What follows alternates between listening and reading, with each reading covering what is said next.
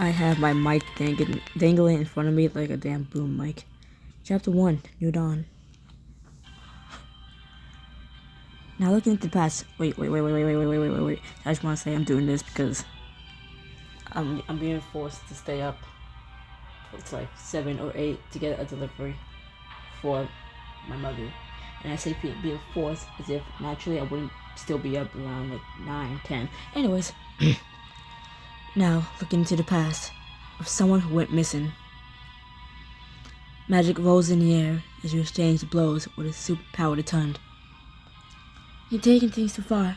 I won't let the world fall to ruin at your hands. Oh, lighten up, will you? The 8 of you have always been so dull. He deflects your spell with a maniacal grin. Fearsome energy crackles around him, and then rips through the air right at you. Your thirst for power has made you strong, but your time is up. Golden magic flares around you, then rushes forward to collide with his energy, cuts straight through, then consumes him. A shock wave tears through the mountain and sends a burst of blinding light. The giant chasm splits the hill in half, shooting up sparks of magic. You slowly backing toward it. You'll never see me away. I will seal you, but I regret that it's too late. Someone should have done this millennia ago. Stones clamp around him, forcing his arms to his sides and his ankles together. With a flick of your wrist, he goes flying into the chasm. The swirling magic sucks him in. He struggles, trapped inside, as you look down at him coolly. Let me go. The rest of you have been against me from the beginning. You blinded yourselves to your own foolishness. It's your fault that has come to this. You leave me no choice. You complete the seal that will trap him under the earth forevermore. He starts sinking into the chasm's roiling magic, but just before he slips out of view. You open your eyes slowly, your head heavy, your thoughts in elusive fog. Where am I? Who am I? My name is Elise. You're safe here. Quit this foolishness, little girl.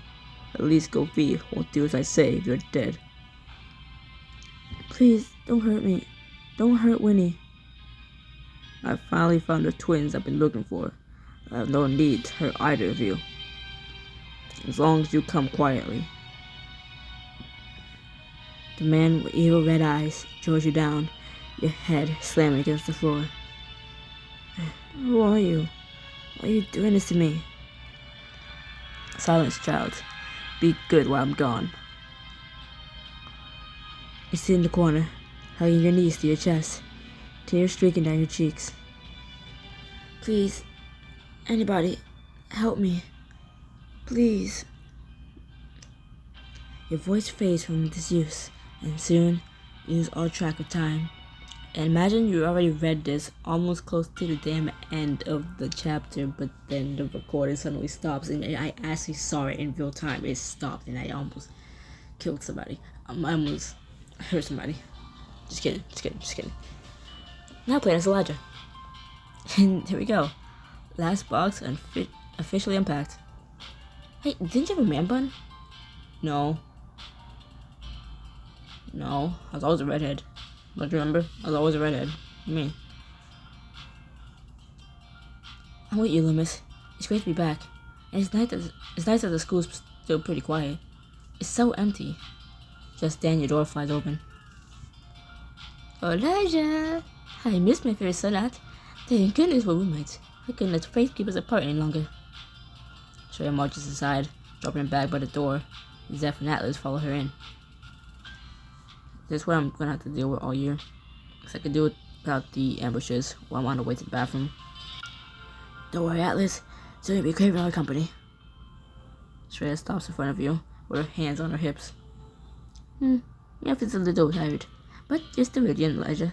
It must be a sun that thing. I'm very jealous, for the record.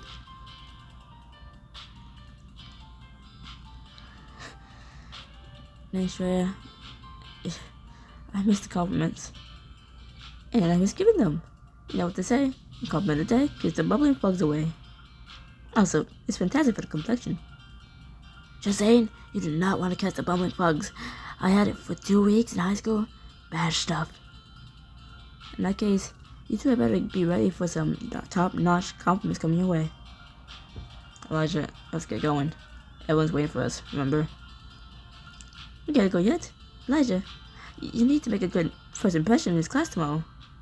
I told you last year that it's long-lost tradition to wear black on the first day of the term, and your outfit simply won't cut it. Remind me, what's the point of that tradition if it's long-lost? The point, of course, is impressing your professors and what you feel a special connection with. Not just at myself, but I find my muse in you, Elijah. You look good in everything, and especially black. She pulls an ensemble from the bag, then ushers your friends out so you have a moment of privacy. It said our friends. It was just Zeph and Atlas. Alice isn't our friend, he's our twin. Whatever. You open the door to show off your look. You done it again, Shreya. I'd never looked better. Yay! I knew it was meant for you the second I saw it. A mystery always has an eye for style. And you look stunning. Yeah, so fancy. You're so posh. You better talk to the school. Yeah, where it is. Look to start the year off in style. It's bound to impress the professor. You'll be meeting soon. Yeah. Bada bing, bada boom, Miss Worldwide. I stepped into the room. I'm ready to make my mark. You're going to take the whole by storm. Please let me get some footage of my institute account. Can we get going now? We're gonna be late. In that case, Trey and I will head to the dining hall while you see Swan. I can hear the buffet calling me. Part ways with Zev and Shreya and head toward Dean Swan's office. Hi, Dean Swan. Someone else is already in the office with Dean Swan, a man who clearly isn't human. This must be the two you were expecting, Evelyn. I'll take that's my cue to get going. Not before I introduce you. Elijah, Alice, come on in. Be great guard and wait. The former Dean of Pendergast. Hold on. You're a Dijon? Pendergast had a Dijon for a Dean? Indeed, I did. I was Pendergast's first and only non-human Dean, and I maintain that title proudly. Great guard was my Dean, in fact. Today he stopped by to check in on me, make sure I was, doing okay. You notice her twitch her skirt lower over her leg, and you can't help frowning. I still have nightmares about Rafe surveying your leg. I'm sure it hasn't been easy for you. Please don't worry, Elijah. I've been regenerating slowly, but surely. And I'm happy to finally be using my blood magic again. Should we be talking about that in front of... He jerks his head toward Dean and waves, but Dean Swan waves off his worry. Vhagar is one of the few I can still speak to about my atonement. He's one of the foremost fighters against the ban of blood magic. They might get you to blood magic? Our magic systems differ, but I can do magic equivalent to blood magic. Dijon magic is all about the inner energies, dreams, wishes, and desires. Fears. You feel a strange tingle in your head, then a sensation like a split-second moment of lightheadedness. Did you just do a moon spell on us? Your worries are positively permeating the air around you. It can be difficult for Dijon to resist the call of such intense emotions. And while Dijon magic is most easily translated into moon magic, that labels a vast oversimplification of all its nuances. He peers at you, his gaze sharpening in interest. I found that my magic feels fuller when I'm surrounded with strong consciousness. He clears his throat and nods at Dean Swan. I won't delay your meeting any longer, Evelyn. It was a pleasure seeing you again. He takes his leave, and you and Atlas settle into chairs across from Dean Swan. So how are you two doing? Elijah, Have you shown Atlas around school yet?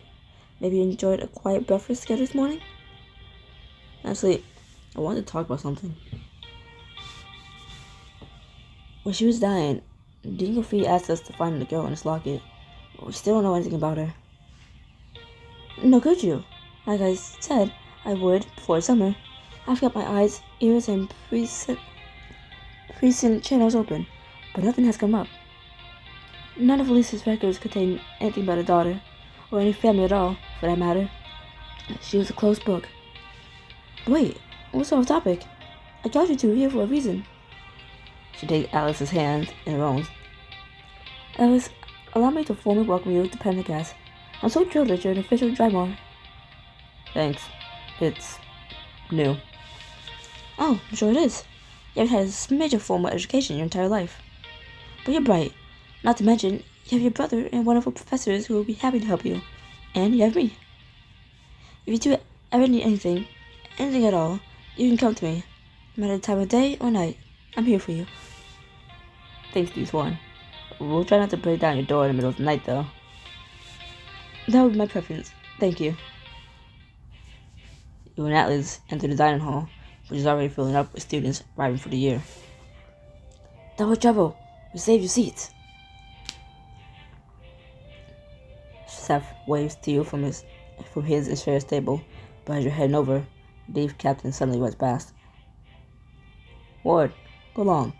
These dragon links are extra spicy. They're all yours if you can catch them.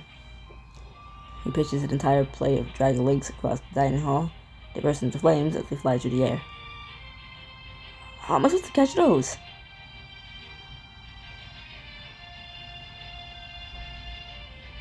I got him. Ryan shoot out of the wooden tables and wrap around the dragon links, stifling the flames and setting them into a deep pile on a plate. You hand the plate to Ward. Thanks, Elijah. Can't wait to see you in the deep arena.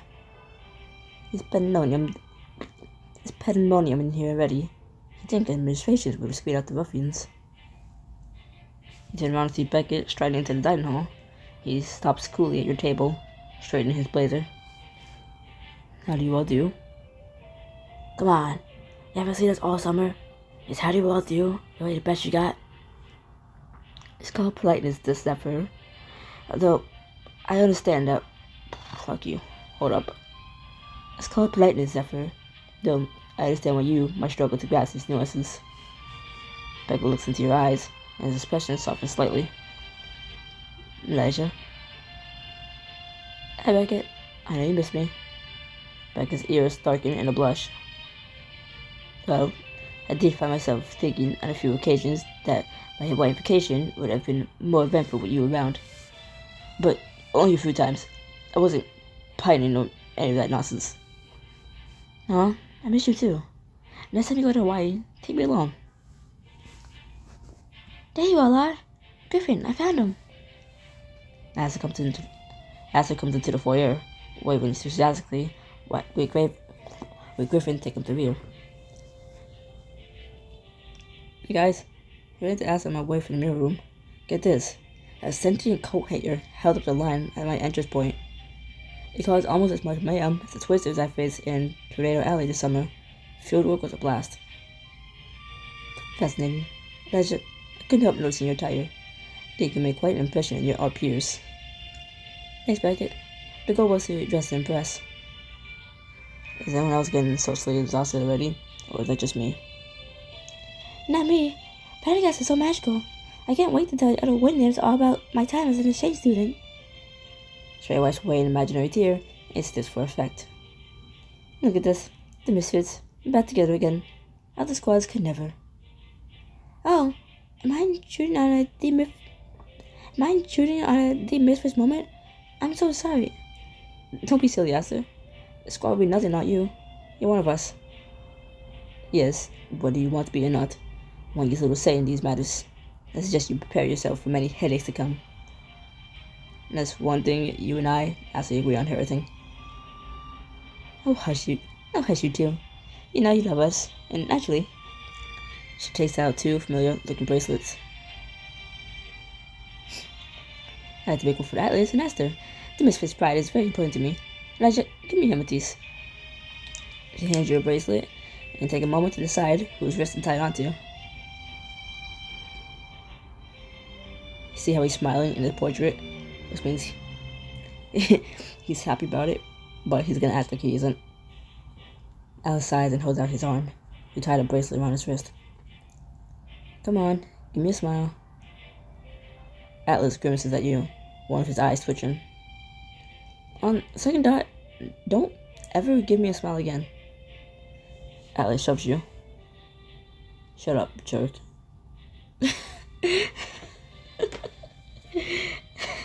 His smile was that bad that when we saw it, first off, he was twitching. His eye was literally twitching. He's twitching. It hurt him that much to smile. He's just looking at him like, you know what? Don't ever smile at me again, please. If I want to see you smile, I'll look in the mirror. If I want to see your face light up with a smile, I will look in the mirror and imagine I'm you. Like, no. He turns away, but he catches smiling down his bracelet. This reunion was pleasant, but the library awaits me. I really must get started on my coursework. I've selected my major already.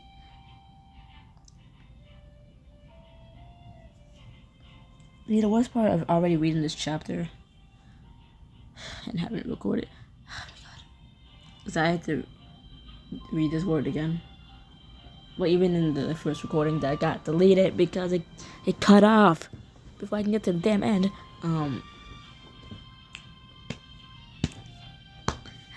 I didn't even say it the first time I read this, Drew.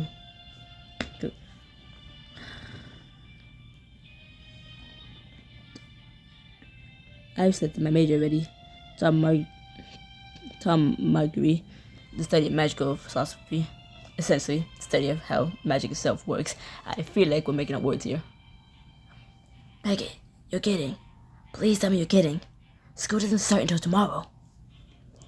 I was hoping to explore the campus. There's so much in Pentecost I haven't seen yet. The excitement's giving me splinters. And I am a little worried about getting lost my first day of classes. You know who else could use a tour? Atlas. All he did on campus last year was hide, so it's not like he knows where anything is. In that case, let me offer my expertise. To try more, you must know the key locations of campus. And by key, he means interesting, fun, secret places that aren't the library. You're in the lay of the land. I saw a strategy in my book. We can give you and Ashley some tips to help you win class too, since neither of you have been to school before. Oh yes, I'd love to know how to be a proper student. That sounds like a reasonable request. What do you say, Elijah? Shall we give our new classmates a tour of Pentecost? Snake. Loomis seems like the idea too. I want your friends while showing Aster and Atlas some of Pentecost's secret locations. You also get to influence what type of students they'll be this year. Yeah. Stop showing Atlas smile. It's like uncanny. Yay! Thank you, Elijah. Where are we going first? I got this. Follow me to Misfits. I should have just said Misfits. Not the whatever. Well, that's settled. What is settled? Good thing, because I don't have a tour plan. Zeph sets off dutiful here, and you all follow along. Now, if you look to your right, the torches under this hall all burn Montague's Inferno, a tricky bit of fire magic infused with water. As you know, have you talked to the Drake Fountain and the Haiku? It will dispense apple cider. Seriously? How'd you figure that out? The Zeph Stair has his ways, and his insider sources of information, and a little bit of poetic flair to top it all off. If you speak to Limerick, rumor has it it'll dispense champagne, though I'm not about to begin speaking in rhymes. Lewis leaps onto the fountain. Lewis leaps onto the drinking fountain, and the basin fills with a shimmering pink-colored liquid. What are those trophies in that glass case at the end of the hallway? Just various awards and honors Pentecost students have won through the years. There are a handful of deep trophies in there, including the ones from the last 2 years straight. You use that from Griffin, fist bump. Bankless had a bemused hum. Indeed, during the previous attend Magic Victorious Award had a plaque on the top shelf. It's an immense honor. Almost there, everyone. This way. His left takes a sharp turn down another hallway, and you all scramble to keep up. He takes you into a strange room, filled with meticulously organized piles of what look like junk. I found this place when I was looking for somewhere quiet to study, so I can boost my grades at the end of last year. And doesn't like this Bella must be excited to get the mind working, I guess. For, like, Shreya, Zeph, Beckett, and Aster. Since I'm doing a voice for them, I'm trying to finish the sentence in like one breath. Because when I pause, I'm gonna lose the accent. Ugh. Rumor has it, a student named Kabash Singh went on to become a sky pirate after graduating. He thinks this was his secret hideout. You approach a map labeled Pendergrass Tunnels that's sitting on a crate. But when you look at it, the drawings start shifting over the page. Motherfucker. A sky pirate or an underground explorer. I wonder how many secrets about the school are hidden in this room. If you guys ever want to study with me here, you might find out. What is over for now? I bet I could tune to play some of my music. Oh. A bright piano tune starts filtering out the phono. It leaves an Aster's hair floating in time to it. I have a question. Both Atlas and I are like saplings in a new environment. What should we know to make the most of our studenthood? It's easy. You gotta go with the flow. Do your best in classes, make time to have fun, but don't get too preoccupied with the moment. College is all about experience. Legit, my dear, not about your way of life. And go with the flow. Sounds very much like a saying we nymphs have. Sway as the breeze moves you, and your trunk will grow strong. Sure enough, sounds nice, but I'm not about to be a mediocre student. My birthday's a tour from here. I have a place I know you all like. Take it away, Griffin.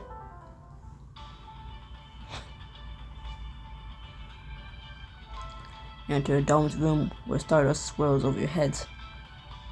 Oh my goodness, I've never seen a night sky so filled with color. They're gonna let them run night specific magic here last year. No one can show the current night sky from any part of the world. You all slide into seats and gaze at the sky and wonder. Look yourselves beneath the enormous telescope, transfixed on the stars above. You notice Atlas scanning the constellations like he's trying to memorize them. Okay, I'll admit, it's pretty cool. But what happens if this is real class? Do you just sit here and get lectured? Not even. Classes are really interactive, so they're tons of fun. How about we give a demonstration? It might help them get a feeling for the classroom environment. Learning to example. A fantastic approach. That'll be the professor in this roleplay, of course. Beckett walks to the center of the class and crosses his arms. Class, we're moving on to dream hexes today. A dream hex produces feelings of anxiety, paranoia, and alters spectral perception. Asta takes out a notebook and opens it up on her lap. Then looks at you eagerly. I think she's waiting for you to show us what to do next, Elijah. He rests his chin on his fist with a grin.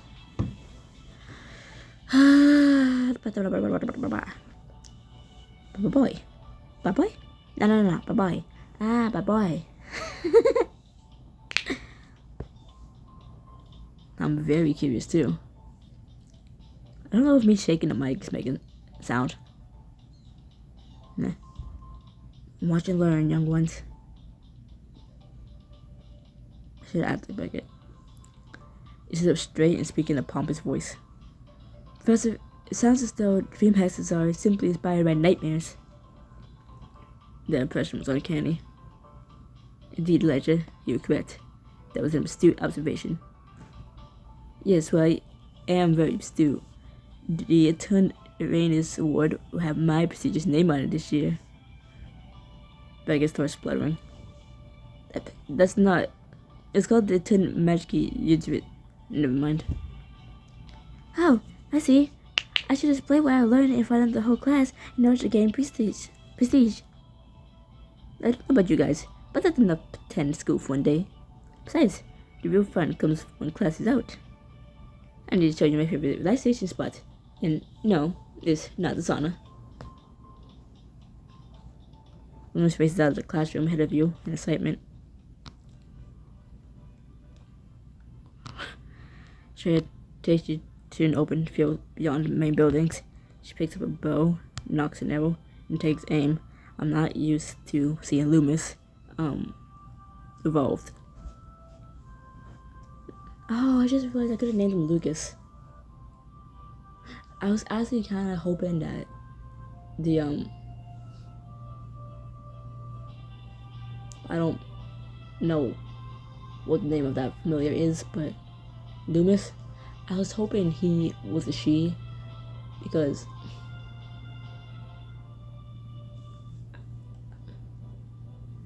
the actual name of whatever the thing is, I want to call it Luna, because it's kind of close to what is the familiar, you know, what it's called, kind of close to the name, like why I chose the name Loomis, because it's kind of like the name of what it is. So I was hoping it was a girl, so I can call it Luna. This is my first playthrough of this same thing.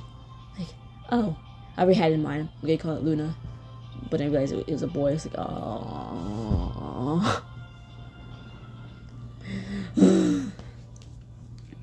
There's nothing I can do. Target practice to de-stress. The arrow bursts into flame and she lets it loose. It hits a perfect bullseye where the shower sparks. Holy crap, Shreya, you're incredible. No, I love when people say that. My advice to our newbie dry marks is about a hobby. It's great for stress relief. My turn. Alice lets loose a flaming arrow, but his shot goes slightly wide, and the light blue section is the target. So, is it a new misfit rule that it can be deadly or something? If you give me archery lessons, Shreya, I'll teach you hand-to-hand combat. Sign me for the archery lessons too. I'm not about to be outdone by my twin. Shreya puts a hand on Atlas's bow. Fuck you.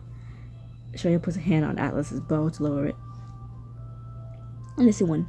When any of you are ready for arrows, you need to hone your aim.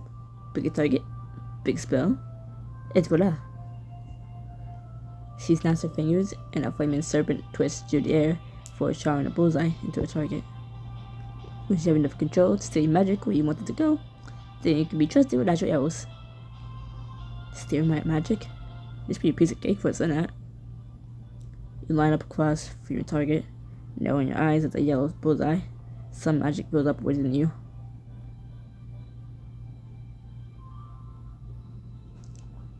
Feast your eyes on this. Throw your arms out wide and beams of light arc high into the air. Crisscross over each other, then combine into one beam that shoots right into the bullseye. That was impressive. But also, I think I'm half blind now. Luna zaps electricity straight into a bullseye. The ruffles his feathers happily.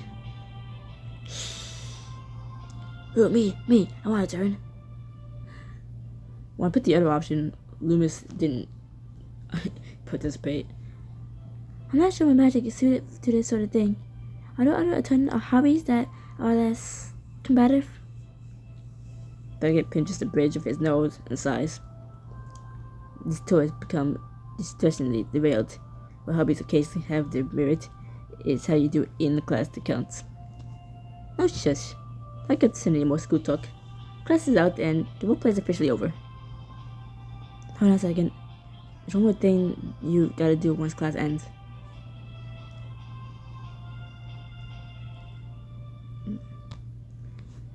I hope you don't mind, Professor Harrington, but I had a question for you. No doubt, leisure. What would you like to ask? Could you recommend some later reading about dream hexes? I'd like to do some extra studying. Most certainly. There's visions, theories on your sleep, as well as Gonzalez's nightmare, or dreamwalkers. Those sound fascinating. I'll go check them out in the library right away. Though, I'd love to know your thoughts on them, Professor. I might stop by your office later. Hours later to talk. Of course. You wink at him, and his ears turn pink. That certainly sounds reasonable. That, my friends, is how you kiss some serious professor ass. I see. Studying doesn't always... Fuck you. Studying doesn't have to be limited to your assigned course material. Professors are an infinite source of supplementary reading. Turned to Aster and Atlas. So as this helps, do you two ready for school to start? Aster branches his notebook. The page is filled with scribbles and even a few diagrams. Oh yes, I'm going to be early to every class, take copious notes, and ask my professors plenty of questions. I think you provide a solid example of how to be an exemplary student, Elijah. In other words, nerd alert. But heads up to all of you, I'm very competitive. I have to say, Atlas, I'm looking forward to being classmates with you. I hope we can help each other out this year. Yeah, I'm down with having and not liking this whole thing. Aster claps her hands. Oh, good. I promise to be the most noble, capable, wonderful ally you could hope for. Oh, this is precious. I feel like I'm watching my kids grow up. You'll enjoy shooting spells at targets for a while longer. Later that morning, you and your friends take a walk through campus while tossing around one of Zeth's magical frisbees. So, what's everyone up to this summer? I illustrated in Nud Mystery Inks' 3-day spas as inspiration for the new line of spa projects. Deans have been flying off the shelves. I decided in Tornado Alley that I'm going to apply to the Fortuna Reveille Scholarship for Disaster Prevention and Relief. The frisbee does a series of loop-de-loops through the air, back at Cape St. Griffin. This is the most prestigious scholarship in the Natural Sciences Department. Only one upperclassman gets it each year. You catch the frisbee, then sign up floating upward in a halo of golden light. You can't be worried, Griffin. You literally did disaster relief all summer long. The committee's bound to give it to you. The competition is steep, though. I hope they see how serious I am about this scholarship, about my major.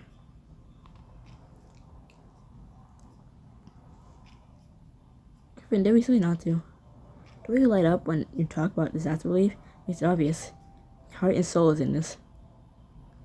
I'm sure if you told this community that you've been battling tornadoes, they'll be extremely impressed.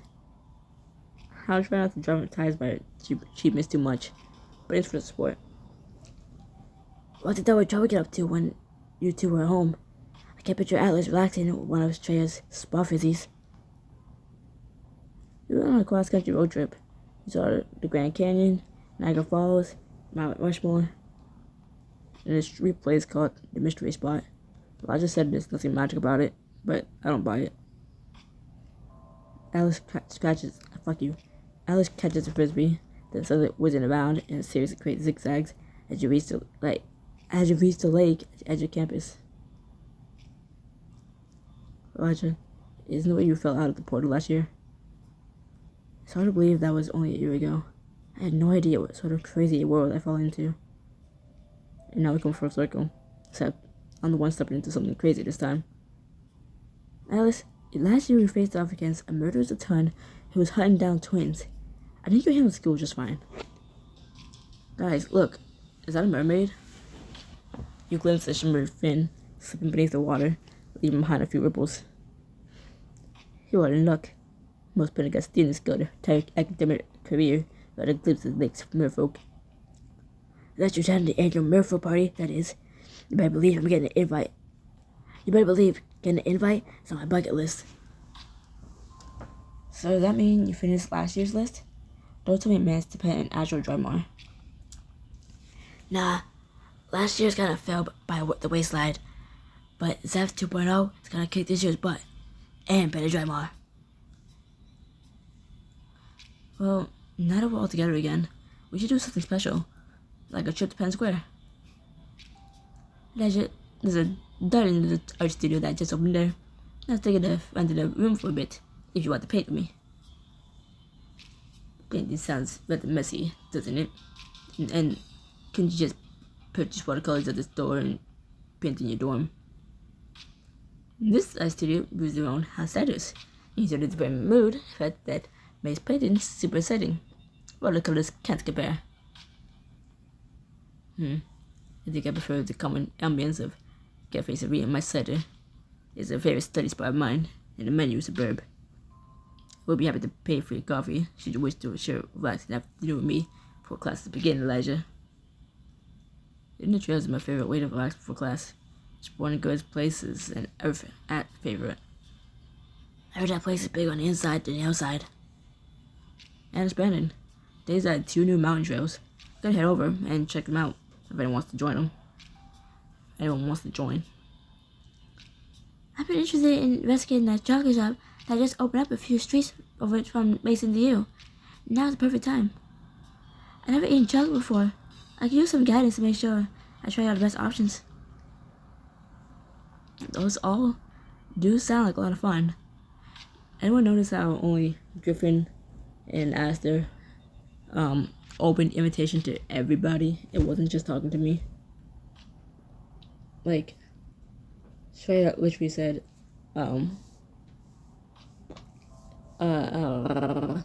this is about the water painting class thing, whatever. Whatever, I can't remember exactly because short-term memory loss. But she specifically only really said my name. And especially with freaking Beckett, that is my PlayStation charger, not my phone charger. That is, okay, 2 different things. They're not even like the same looking charger anymore. How the fuck? And then Beckett said specifically to me, once again, that we can go with him and that he'll pay for us. Like, those 2 directed it towards me. Griffin and Aster. Griffin said anyone's welcome to join. And Aster's just saying, like, she would like some guidance from the chocolate. And she wasn't saying that I could help her specifically. It was open for everyone. Anyways, catch up with one of your friends while enjoying an exclusive location in Penn Square. Paint with Shreya, explore the trails with Griffin, share some chocolate with Aster, visit a cafe with Beckett. How much are these? 15. No, not bad. Whatever. Got no confidence lately. Really wanna roll around and chase me. I'm not no Travis, baby, not Chase B. Well, too hard, can you fucking bury me? Sorry. You playfully elbow Beckett. I was supposed to stop when the words came back on the screen, but I couldn't. I am getting tired. Yeah, 7-Eleven. My favorite convenience store. Oh my god, I'm tired. I was gonna get food, but then I was like, when I came back up to my room, I was like, let me just read. And I didn't get food. Now, like, 39 minutes later, here I am, suffering. So, are you really gonna treat me? Of course. I'm a man of my word. Just so we're clear, is this a date? Yes. I mean, that is to say, only if you find it acceptable.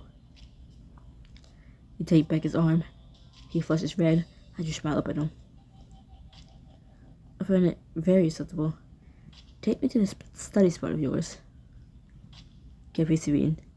I often frequented the establishment with my family visit my sister as a Pendergrass undergrad. So you have a history with this place. You can say that. Cafe Serene is modeled after a renowned shop in Paris, one that I'm sure Shreya will rave about.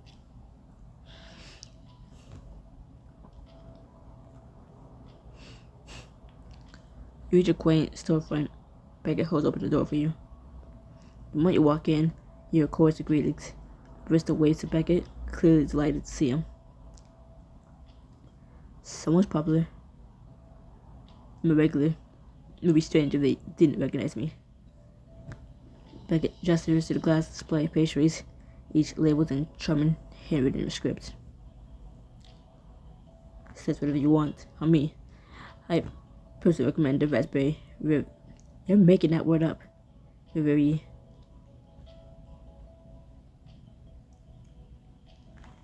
Fine.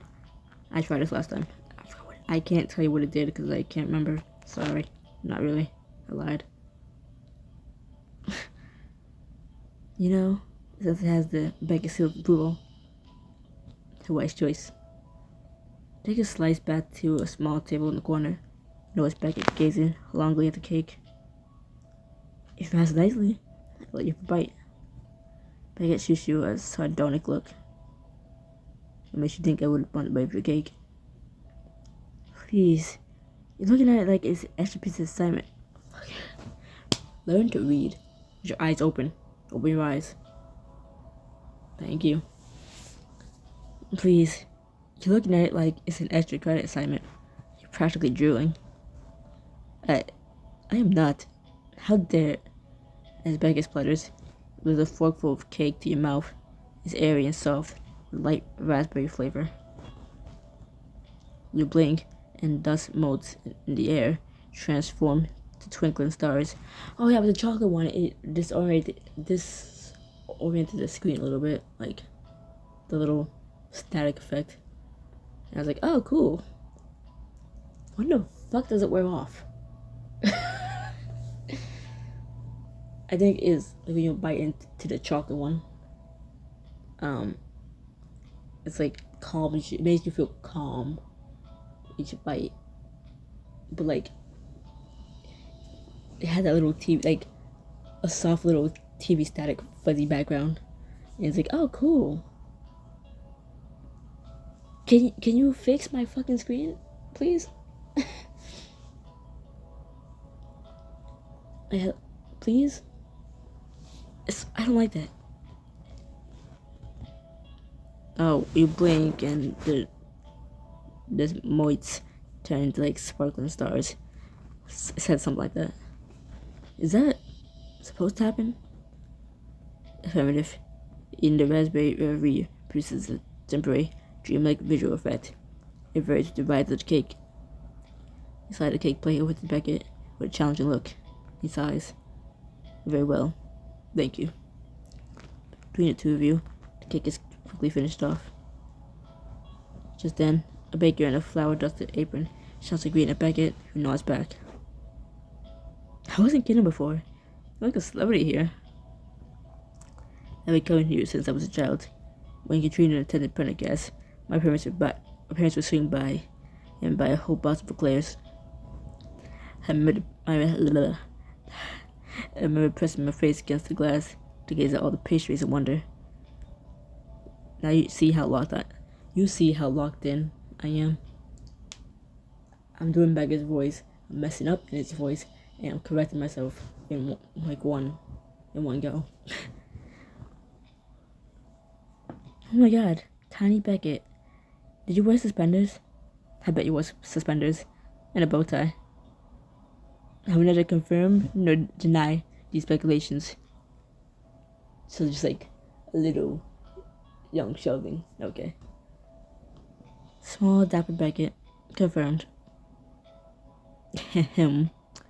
Some of my favorite childhood memories took place here.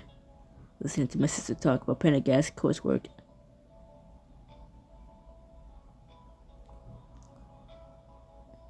So tell me, what was little Beckett like? I'm still stuck on the image of a tiny Beckett with a little polka dot bow tie and carrying a stack of books. If we're being perfectly honest, you're not that far off. I fully admit that was quite a nerd when I was little. This doesn't surprise me in the least. I was naturally inclined to be bookish, but on top of that, I was always trying to emulate my sister. She was reading an advanced text on magical theory. The 11-year-old me wants to do just that. I would expect nothing less. Eventually, I came to love learning for its own sake, separate from how much I looked up to my sister. And the rest is history. And for what it's worth, I know I tease you a lot, But I like you just the way you are. Bookish inclinations and all. Really? Beckett quirks an eyebrow at you and lean forward, a teasing smile at your lips. Really? Just then, you're interrupted by a barista setting 2 mugs of hot chocolate down in front of you. Oh, we didn't order. The barista is already headed back to the counter. He shouts over his shoulder. Is on the house everything? Oh, hell yes. When you sip the hot chocolate, it's perfectly creamy with a subtle sweetness that makes you smile. It's so good. We're coming back here again, right? If you like, I usually stop by here at least once a week in the mornings. Sometimes I come here to study. Other times, I come here to read and relax. What have you been reading lately? I'm currently working on the Manoia Chronicles, Folly, Fragmented, and Fun the Eye, and a comprehensive history of dragons. Nothing too exciting. I disagree. I want to know more about the let's just fucking say the last one because I can actually say everything in that choice. I disagree. I want to know more about the Manoia Chronicles. Beckett blushes. It's merely a silly tuneless fantasy that's thrown upon a second-hand bookstore. No judgment here. So, what's it about? The Manoia Chronicles is about a princess who travels the realm on a mysterious night, seeking to reclaim her stolen throne. Only discovered that her beloved knight is a runaway daughter of an evil sorcerer. Okay, that sounds awesome, but it doesn't seem like your usual fare. It isn't, but Zeph and Shreya were nagging me to live a little and do things for fun. So I gave this a try, and next thing I knew, I was 8 books deep in the series. I'm kinda curious. Can I borrow the first book? Yes, absolutely. I'll lend it to you the first thing tomorrow. Beckett takes a sip of his hot chocolate. When he sets the mug down, you notice some whipped cream on his lip.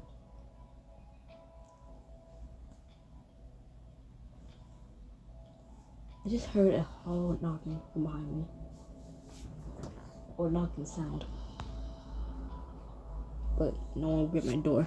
No one better be knocking my door this time. I got a machete, not real, and I know how to use it against myself.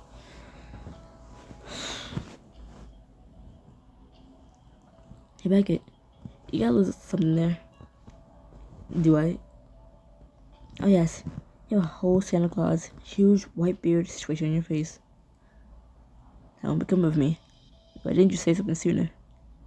Beckett anxiously turns to look at his reflection in the window. You speaking in jest. Indeed I was. Beckett wipes off the whipped cream. Too bad. It made you look distinguished. You're very funny. Leslie, legend, you have something on your face. I'm not falling for that. Beckett reaches across and swipes his thumb across your lips, wipes some chocolate off. Without breaking eye contact, he licks his thumb. There. See? I, at least, was being truthful. Fine, I guess. We're not gonna, pause to talk about how smooth it was. He just wipes something off our lips, and while looking straight into our eyes, licks it off his thumb. Wiped our mouth with his thumb and then licked his thumb without breaking eye contact. Hello? Hello? Hello? No one's picking up the phone. Hello? Okay, fine, whatever. As the shadows stated, as the shadows lengthen in Cafe Serene, the two of you enjoy the rest of your hot chocolate. Eventually, you get up to clear your plates, but Beckett leaves a hefty tip in a tip jar. So you head back to meet the others.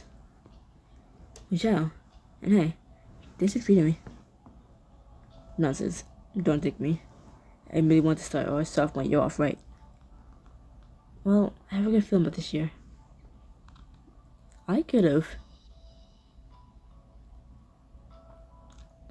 connected this little computer of mine to the fucking TV and had it set up so when I'm done with this chapter, I can go and just get my food and come upstairs and just watch some YouTubeage. But no, I gotta wait. No, I don't got to wait. I'm making myself wait. You and Beckett return to the Heart Pen Square, where you see your friends gathered around a stall. I've been eyeing this display of shrunken heads since last year. I've heard they're great tokens for warding off. What's this? Alice picks up a piece of glassware from a display labeled ghoul sensors, and it immediately starts shrieking in his face. Well, that confirms one long-standing theory I've had. Hey, Atlas, guess this is playing to look on your... Suddenly, wind rips through the square, blowing triggers off stalls, tearing shopping bags from people's arms. Holy crap. Griffin, is this what it was like before a tornado? I don't think that's what... Someone's coming. Look out. You duck as the stall hurtles over your head and dive out of the way as the ghoul sensors walk past, all of them screaming. This is getting dangerous. Stay low. Griffin draws up a shield of cobblestones to protect you all from triggers, pulling them down around you. The wind is so strong, it picks people up and tosses them into trees. Ah, get me out of here. Guys, we have to help out.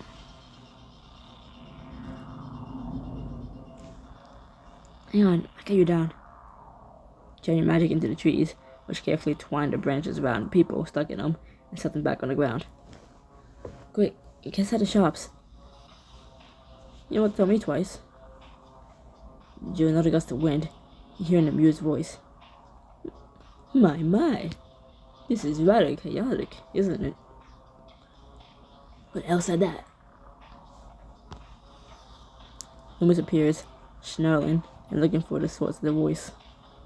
Just then, a giant potions vat topples off the table, and a sizzling liquid flies straight at Zeph.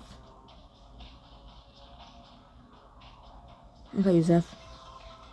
You take control of the potion with your water magic and fling it against the wall of the storefront, where it splatters and burrows into the plaster. Holy crap! I almost ended up with no face. Don't push. Please, find shelter in an orderly fashion. Beckett magics an awning off of his storefront and shields pedestrians with it while waving them toward open doors, while Loomis helps stragglers stuck in the street. Elijah, the trees say he'll arrive in a moment. As he controls the trees to catch flying debris that pelts toward pedestrians, she looks down the lane and... Hello, one and all. An essentially dressed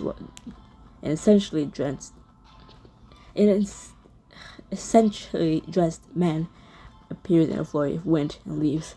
He smooths out the twist of his well-groomed mustache as he looks around in amusement. What a disaster. Do you always keep your streets so messy? Hey, I've seen you before. He doesn't seem to hear you, magicking up pastries from a stall and juggling them in the air. Well, I guess a little mess is expected when you're having fun. He plucks up a few people with his air magic and starts floating them in lazy spirals overhead. What the? Put me down! Oh, that's no fun at all. He sets her on top of Mason View, then spins around, wind spiraling out from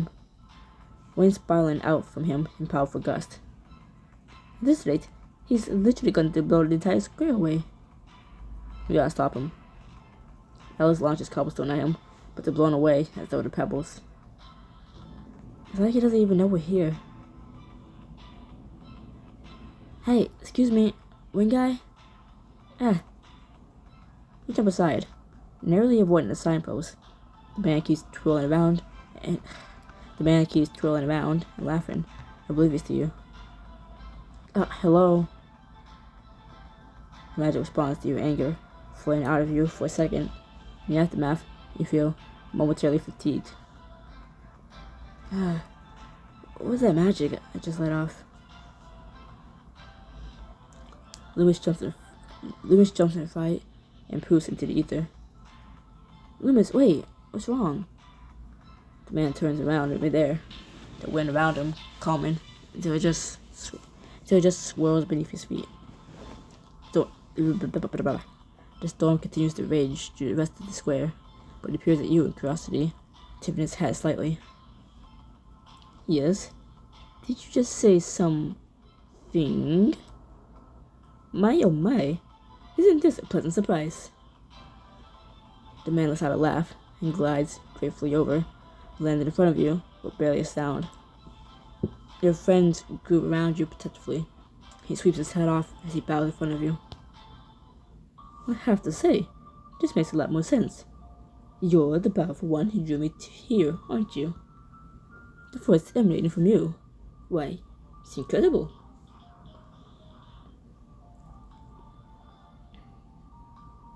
Thanks, but who are you? Someone with power wants to know more about the door me? Well, I'm a friend, I hope. Yeah, not my watch. Alice steps between you and the strange man, and the man's eyebrows shoot up. Why, your power is just as immense. Today's turned out much differently than I anticipated. I don't know what you're talking about, but you better stop trying to destroy Penn Square. You weren't nearly as friendly, though. Excuse me? Powerful one guy? Would you mind stopping all that?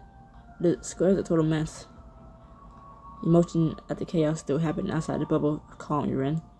The man looks at it as though seeing it for the first time. Did I do all that? Sometimes my magic gets a little excited. I'm sure you, of all people, understand. The wind suddenly ceases. Cars topple over as they land, and people who had been floating in the air are set gently back on their feet. I'll admit, I shouldn't have been so surprised by your power. Seeing you up close, the resemblance is uncanny. Resemblance? What are you talking about? Watch out, Elijah. He might be trying to trick us. He ignores Alice and circles you curiously, poking your forehead, plucking at your hair, and wafting the air around you, toward him, taking a loud sniff. I didn't get to read this because that's when I noticed the recording cut off, so this is the first I gotten. Ew. That's magical signature. I should expect nothing less from the son of an old friend. The son of... How would you know our parents? What horrid manners. I was attempting conversation, not asking to be interrogated. Well, could you please tell us? We know so little about our parents. We can't help wondering who you are or how you know them. You must be the polite son. I'm so glad one of you is tactful. You better tell us. Alice suddenly grabs at his throat. His mouth moves, but he doesn't let out any sound. What did you do to Atlas? Don't worry. His voice will turn shortly. You just begin to grate on my nerves. I much prefer your manners to your brother's. The conversations are far more enjoyable when both parties are civil, don't you think? He circles you one more time, tapping his chin and dot. When he floats back in front of you, a gleam enters his eye. I look forward to meeting you again. Don't miss me too much in the meanwhile.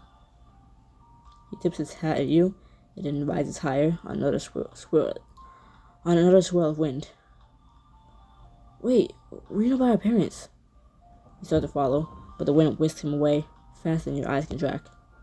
After a long beat of silence, Steph steps towards you as you look over the square. People come wearily out of shops to start cleaning up the wreckage. Elijah, did that man know you? I don't know. Alice and I were just babies when our parents died. Turned to Atlas, who stares at the horizon through narrowed eyes. He clears his throat, his voice back. It sounds like you came here to find us, but no stranger should know who we are. Sweet. News reappears, nuzzling against you for reassurance. He promised to return I dare say you'll be faced with this DNC once again. The question is, where and when and why? What does he want from you? You look around the rubble as a new mystery settles around you. Something tells me we're going to find out. So, that's where the chapter ends. You know how much that sucks? Ow. You know how much that sucks? I was so close to the end the first time recording this. And it just said, no, fuck you. And the recording just stopped. Like, okay. And I'm going to end this recording before it decides to do the same thing again. So, bye-bye.